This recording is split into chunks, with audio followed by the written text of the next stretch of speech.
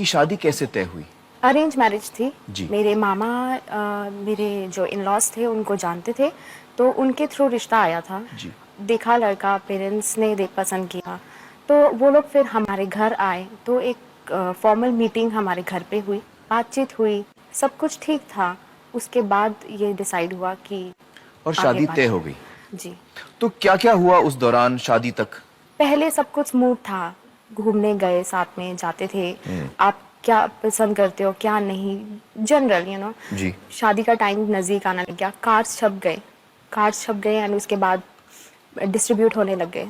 पर जैसे जैसे टाइम पास आता गया, उनकी डिमांड्स धीरे धीरे सामने आती चली गई कि ऐसी शादी होनी चाहिए, लैविशली होनी चाहिए, धूमधाम से होनी चाहिए, कौन सी कार आएगी, मेरे कपड़े कौन से आएंगे, कहाँ से आएंगे, हमें घर में फर्नीचर वगैरह कुछ नहीं चाहिए, लेकिन आप कैश दे देना।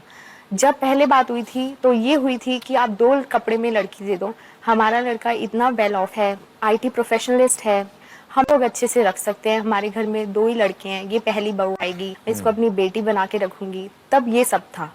शादी का टाइम पास आते ही जब सब में बात पहुंच गई कि शादी होने वाली है, तब उनके रिएक्शंस चेंज होने लग गए कि अब प्रेशर का टाइम है, अब आप कुछ भी करा लो। Then my father said okay, शादी की एक सबके अरमान होते हैं, लड़के के भी एक अरमान होते हैं, उनके पेरेंट्स के भी एक अरमान होते हैं, चलो कोई बात नहीं, अगर हिम्मत है, अगर है तो कर सकते हैं। उनकी जो डिमांड्स थी आप लोग मान रहे थे? जी। शादी जब बारात आने वाली थी, वहां पे इन्होंने एक डिमांड और रख दी, हम बारात तब निकालेंगे जब आप मिलने पे फादर इन लॉ को गोल्ड की चेन डालोगे। अब आप यही अंदाजा लगाइए, जिसकी लड़की खड़ी है उस स्टेज पे, वेट कर रही है दूल्हे का आने के लिए, उसकी बेटी विदा होने के लिए खड़ी, और उस पेरेंट को बोला जाए कि आप चेन डालोगे तो ही आएगी। देन उस प्रेशर में ऑन द स्पॉट जैसे भी करके मेरे पेरेंट्स ने अरेंज किया, ऑन द स्पॉट उनको चेन डाली, मिलनी करवाई, बारात को अंदर लेके आए, सब कुछ किया, शादी खत्म, हम लोग आगरा चले गए। फिर घर में एंट्री करी तो मदर इन लॉ ने सारे गिफ्ट्स एंड जो कपड़े वगैरह सब खोलना शुरू कर दिया। ये साड़ी दी है, नेकलेसेस जो मदर इन लॉ को दिए, या मेरे जो नेकलेसेस थे, गोल्ड था, इतना हल्का नेकलेस दिया है, तेरी माँ ने, फूक मारू उड़ जाएगा अभी, तेरी माँ ने तो कुछ भेजा ही नहीं, फर्नीचर नहीं दिया। मेरे को कुछ समझ नहीं आ रहा था कौन से एटमॉस्फेयर में आ चुकी हूँ, अब इसी से डील करना है मुझे, इसी में रहना है, इसी में सब कुछ करना है। क्योंकि जब मैं अपने घर से शादी करके निकली थी, मेरी मम्मा ने वर्ड्स बोले थे कि बेटा लड़ के, झगड़ के, बुरा मान के कभी घर वापस मत आइयो। देन उसके बाद इनकी ऑफिस से कॉल आई कि डेपुटेशन पे आपको अमेरिका जाना है। तो मेरे पापा को बोला गया कि अमेरिका जाना है, अब आप इसकी टिकट खर्च कीजिए। तो मेरे फादर ने एक झटके में कह दिया कि चलो ठीक है बेटा, आप जैसा ठीक समझो। लेकिन हमें बाद में पता चला कि उन्होंने, मेरे हस्बैंड ने मेरे फादर से पैसे ले लिए थे टिकट के, लेकिन टिकट कंपनी वालों ने दी थी मुझे, which was another shocking thing for me. फिर आपका अमेरिका में क्या अनुभव रहा उनके साथ रहकर? उनकी और भी कोई डिमांड्स आई आपके साथ? बहुत डिमांड्स थी उनकी। क्या डिमांड्स किया उन्होंने? फर्नीचर लगाओ यूएस में कार चाहिए उनको। वो उन्होंने शादी से पहले कार मांगी थी? जी, उसके लिए भी 7 लाख कैश दिए गए थे। अब यहाँ पे दूसरी गाड़ी यूएस में कार चाहिए, यूएस में फर्नीचर चाहिए, इंडिया में फर्नीचर के पैसे ले चुके हैं, वो अलग है। इलेक्ट्रॉनिक्स चाहिए, टेलीविजन चाहिए उनको माइक्रोवेव चाहिए। उनकी डिमांड इंक्रीज होती गई, और वो भी कैसे कि टॉर्चर का बटन दबाया, पैसे मिलेंगे। प्रेशराइज मुझे किया जाता था, तंग मुझे किया जाता था, ताकि पैसे मिले। और आपके पति, मैं यहाँ पूछना चाहूंगा, अच्छी खासी नौकरी थी, अच्छा कमाते थे? जी, $65,000 उनकी उस टाइम पे सैलरी थी। $65,000? जी, पर ईयर। और मैं दर्शकों को बता दूं कि $65,000 कितने होते हैं? 35 लाख रुपए होते हैं। सही कह रहा हूं मैं? लगभग इतना ही होता है। उन्होंने कभी मुझे वाइफ का दर्जा नहीं दिया, हमेशा मुझे नौकरानी बना के रखा। मुझे यहाँ तक वर्ड्स बोले गए कि मैं तेरे को नौकरानी के लिए ही लाया हूँ, अपनी सेवा कराने के लिए लाया हूँ। मेरा राइट नहीं था उस घर में, कोई भी राइट था सिर्फ काम करने के लिए। जो भी खाने के लिए वो लेके आते थे, इतने अनियंस लिए, इसको आप 2 हफ्ते चलाओ, इतने अनियंस, इतने राइस, इतने ये क्वांटिटी वाइज, और उसको मेरे को एक लिमिटेशन दी जाती थी, इतना आपको ये करना है, मैं अफोर्ड नहीं कर सकता। खाना मेरी पेट में चाहे कम हो, लेकिन उनकी प्लेट में प्रॉपर था, पूरा था जितना उनको चाहिए। अपने से मतलब था, अपना खा के पेट भर लेना, बाकी कोई दूसरा हो भाड़ में जाए, उनको कोई लेना देना नहीं था। मेरा वेट ना खाने की वजह से 52 केजी से 36 केजी तक पहुंच गया था। That is very unhealthy. Torture इस तरीके से देते थे, कभी मेरी बाजू पकड़ के यूं हिलाया, you know, I was sir से लेके पांव तक मैं हिल गई थी और समझ नहीं आ रहा था मैं क्या करूं, किस इंसान के साथ हूं मैं उस चार दीवारी में, उस घर में सिर्फ अकेली ही रहती थी। मेरी हमेशा नजर रहती थी उस सड़क पे, अब ये आ रहे होंगे, शायद आज इनका मूड अच्छा होगा तो आज झगड़ा नहीं होगा, आज ये कुछ नहीं बोलेंगे, आज इनकी कोई नई डिमांड नहीं होगी। सिर्फ उसी उम्मीद से मैं उस विंडो से बाहर दिखती थी। उस उम्मीद में आप जी रही उम्मीद थी। में जीती थी मैं, बट कभी मेरी लाइफ में वो दिन आया नहीं जब तक मैं वहां रही। It must have been very humiliating also. Very very humiliating, और ऊपर से मैं उसकी वाइफ हूँ। एक आपकी इज्जत है, रिस्पेक्ट है, बिल्कुल, उसकी भी वो देखभाल नहीं वो कर रहे। देखभाल नहीं कर सकते थे। कुछ भी हो रहा है मुझे, उनको कोई लेना देना नहीं था, कोई नहीं, बुखार हो रहा है ठंड में, मतलब एक इंसानियत के नाते ही कोई पूछ ले, लेकिन नहीं।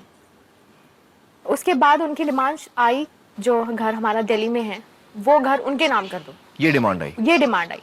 आपने क्या वो किया? फ्लैट मांगा तो मैंने सीधा सीधा अपने हस्बैंड को बोल दिया कि बस अब और नहीं, ये सब नहीं चलेगा। आपने ना कर दिया? मैंने ना कर उनका क्या रिएक्शन आया?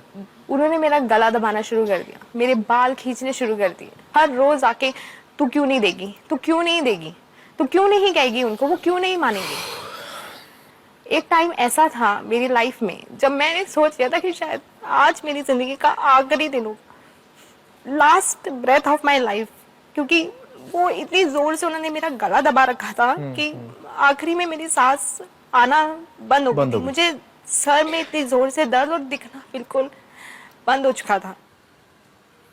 जब उनको लगा कि अब ये मर जाएगी और मैं प्रॉब्लम में आ जाऊंगा, तब उन्होंने छोड़ा।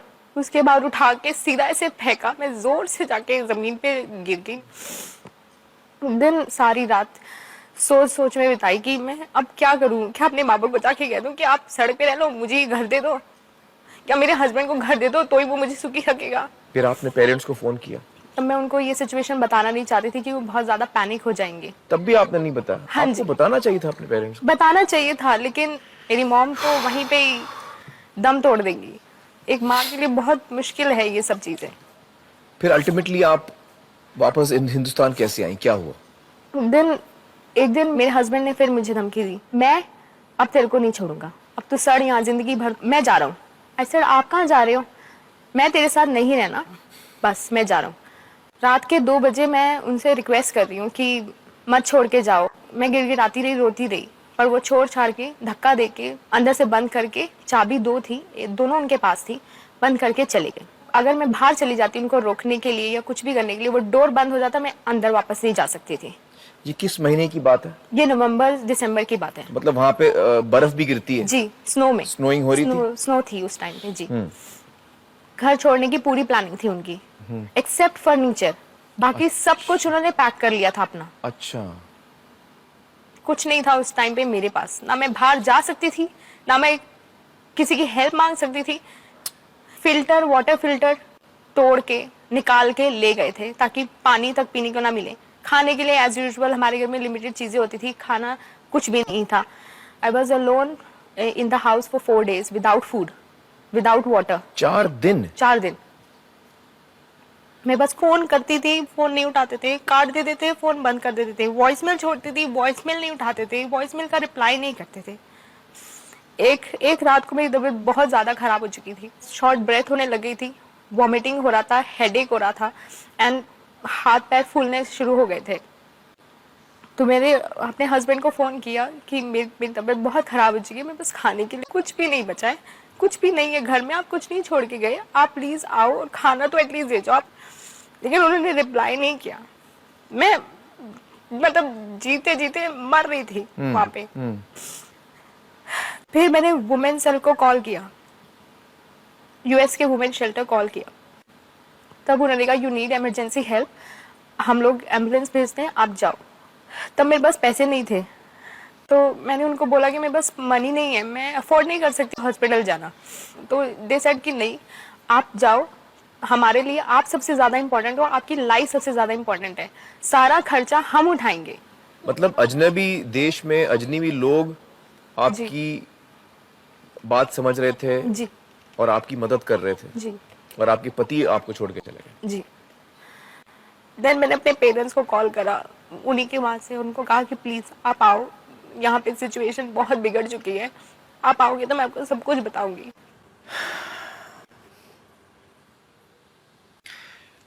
पवन जी और कमलेश जी, आप मुझे बताइए कि आपकी बेटी की ये अवस्था थी, फाइनली अमेरिका में आपको फोन आया, आपको क्या महसूस हुआ? हमारे को तो बहुत बुरा सा लगा उस टाइम, और ऐसा करना नहीं चाहिए था, क्योंकि हम उनकी हर डिमांड पूरी करते रहे, ये हमारी गलती और हम इसी धोखे में रह गए। टोटल कितना कॉस्ट किया होगा आपको ये सब पूरा? अराउंड 40 लाख उस टाइम खर्च किया था। सोना कितना दिया आपने? आज की कॉस्ट में 60 लाख से ऊपर है। आज आपको लगता है कि जो पहली डिमांड आई उनकी जी, कि भाई हमारे लिए ये करो वो करो, आप अगर उसी वक्त ना बोल देते उसको, वो ज्यादा अच्छा रहता है। हम उसको उसी टाइम मना कर देते और बेटी को अपने पास ही रख लेते। आज रखने से पहले उस वक्त रखते। किसी माँ बाप को आगे से नसीहत दूंगा कि दामाद को ना पाले कभी भी, उसको बोलो अपनी कमाई में जो करना कर, हमारे पास कुछ नहीं है। ये देखिए, ये बहुत बड़ी सीख है हर माँ बाप के लिए, हर लड़की के लिए, आज जो इस वक्त प्रोग्राम देख रहे हैं, कि ग्रीड जो है, लालच जो है, उसका कोई अंत नहीं होता।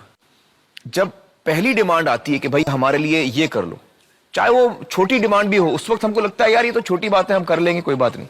नहीं, छोटी भी डिमांड आती है तो मतलब वो आपकी इज्जत नहीं कर रहा है, वो आपकी बेटी की इज्जत नहीं कर रहा है, वो सौदा कर रहा है। वहीं पे कैंसिल कर दो और कहो नहीं, शादी हमको करनी है, हमको ये सौदा नहीं करना।